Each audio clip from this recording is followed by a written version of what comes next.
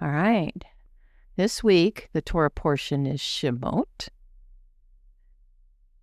And there's the Hebrew letters that we're supposed to be learning. We haven't learned Shin yet.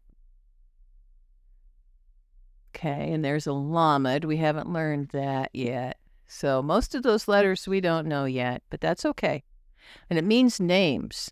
It means the Torah portion starts out with naming the sons of Jacob. These are the names of the sons of Jacob that went down to Egypt.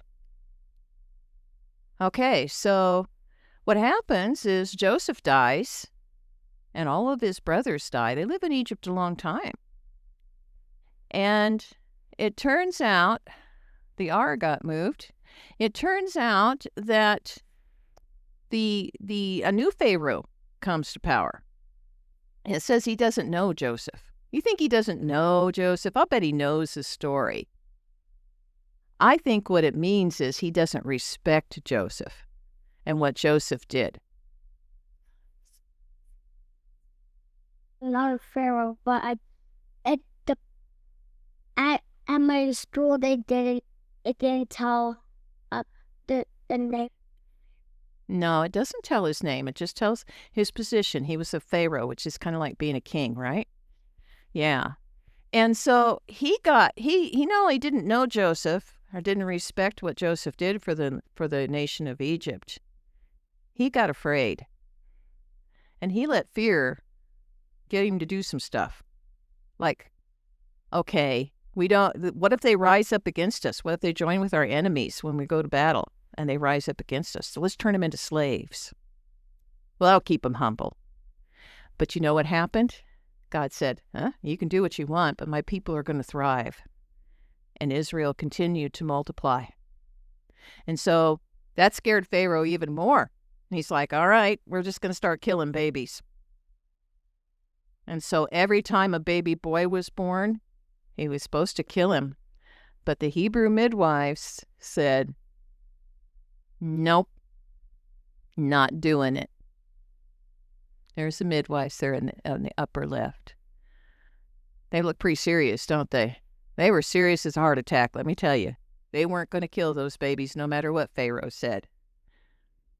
And Pharaoh called them in. They were in trouble. And he said, why aren't you putting these little babies to death? And they're like, it's not our fault. The Hebrew women don't even call us. They have the babies before we get there. So then he decided, I'm just going to kill all of the babies, even the Egyptian boys, because I just want to make sure that there isn't any increase in the population. Yeah.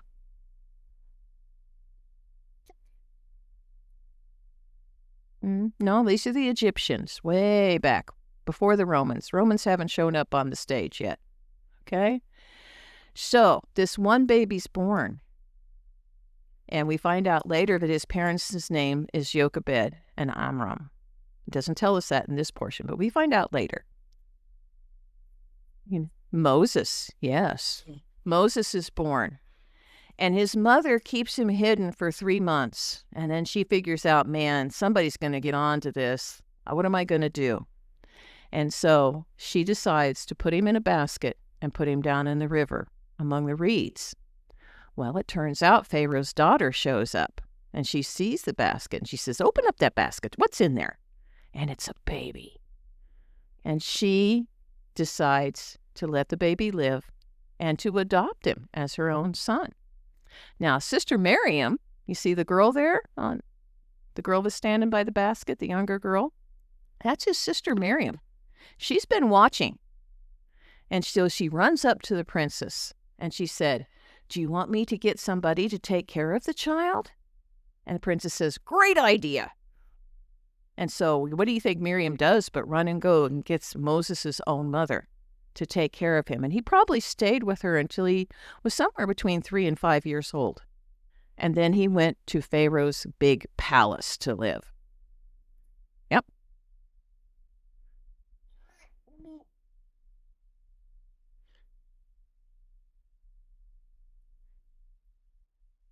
The Pharaoh's daughter, that's the princess lady. See how she's got pretty things in her hair? That makes her a princess. She decided she was going to adopt this baby she found in the basket and make him her son. So when he got old enough, he went and lived with her in the Pharaoh's palace. Still confused? No? Okay.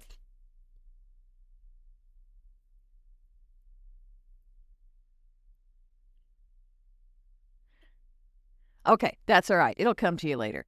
All right, so Moses grows up, and the Bible doesn't tell us much about how Moses grows up. The next time we see Moses, he's a man of action. This guy's like G.I. Joe, okay? He's a man of action. He's going to get out and get it done. All right, so he's walking around one day, and he sees this Egyptian that is unjustly and unfairly beating a Hebrew slave. And you know what Moses does? He steps in and he says, no, you're not going to do that. Well, then the matter becomes known, and Moses decides he's going to get in trouble with Pharaoh if Pharaoh finds out what he did to this Egyptian taskmaster. So he runs, and he goes to a land called Midian. What do we know about Midian? Do you know, Augie? How about you, Ellie? What do you know about Midian? The people of Midian are descendants of Abraham through his wife Keturah. The Midianites are the ones that took Joseph down to Egypt to be sold in slavery. Okay? Oh, Joseph, you mean when he went into the pit and in the pit.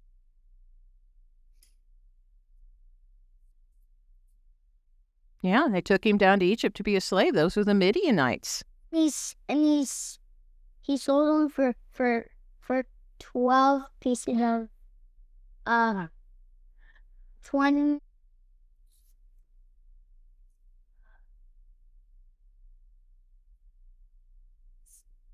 Oh, you sure it wasn't pieces of paper? No, it was silver. Okay. All right.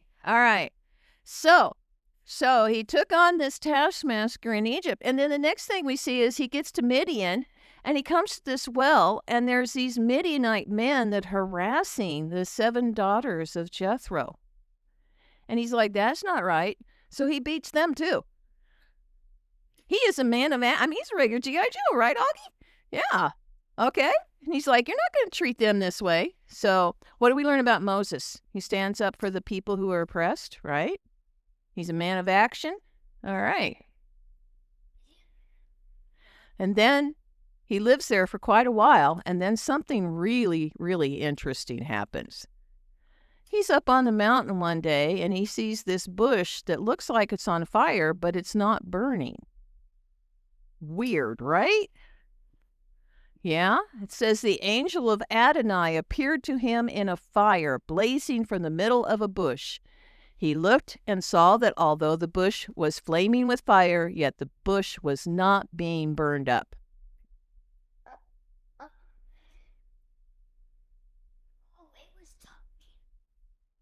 The bush was talking? Yeah. Well, was the bush talking, or was God in the bush talking? Yeah. He talked to Moses from the bush, and what did he say to Moses? He did. He told him to take off his shoes. It was holy ground. Very good. And why was he talking to Moses? What did he want Moses to do? Go ahead, Augie. Go down and get the Israelites and free them from their slavery, right? Yeah. Wow. Big job. And is Moses excited about this job? Not so much. Yeah. He's like, well, first off, Pharaoh wants to kill me because I killed that Egyptian taskmaster, and I don't think anybody's going to believe me. So he says to God, well, when I get there, they're going to want to know what your name is. What am I supposed to tell him? And God answers, and he says, you tell him my name is Ehyeh. He actually says it twice. He says it 3 times. He says, Ehyeh, Asher, Ehyeh. Kind of. And what it means is, I am that I am.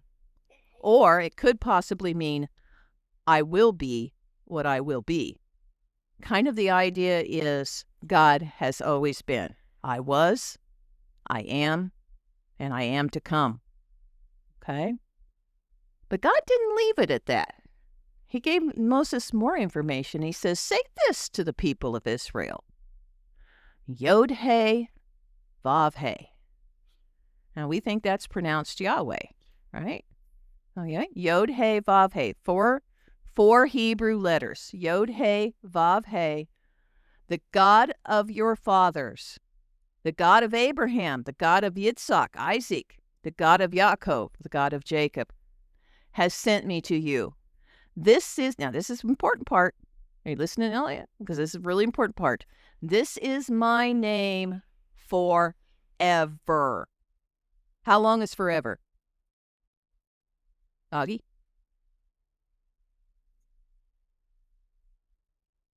And maybe past that. Forever is forever, right? It kind of defines itself. That's really good, Augie. Okay? And in case you didn't understand, this is my name forever, he breaks it down a little more. This is how I am to be remembered generation after generation. If you don't understand forever, I'm going to break it down for you. Every generation that ever lives should know that my name is Yahweh. All right? And that's what it looks like in bigger letters. That's the Yod-He, Vav-He. Okay? Now, it's really important to know God's name. But I think there's another reason that maybe Yahweh told Moses, tell them to remember that I am the God of Abraham. Why would he want them to remember that? Because you.